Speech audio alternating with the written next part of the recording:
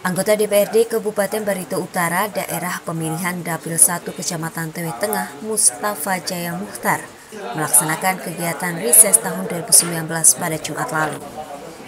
Kegiatan pertama dilaksanakan di Desa Pendreh, Kecamatan Teweh Tengah.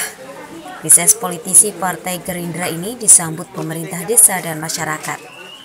Beberapa desa yang meliputi Dapil 1 juga tak luput ia datangi, seperti Desa Limo 1, Desa Sirahayu, dan Desa Datai Nirui, Kecamatan Teweh Tengah.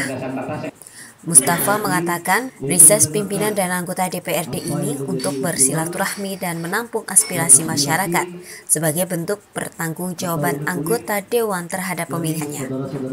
Dari aspirasi yang disampaikan masyarakat, mereka ada yang meminta perbaikan rumah dinas guru, pembangunan pagar sekolah dan peningkatan layanan kesehatan, hingga perbaikan di bidang infrastruktur. Nah, jadi mungkin itu pembukaan dari kami selaku pimpinan musyawarah kita pada siang hari ini. Ini yang perlu diperhatikan oleh pemerintah daerah yang akan kami sampaikan nanti pada saat pembahasan anggaran. Kemudian masalah fasilitas pendidikan juga masih perlu perbaikan bahkan tambahan untuk sarana dan prasarananya, juga masalah kesehatan perlu juga menjadi prioritas. Saprudianto, Batra TV mengabarkan.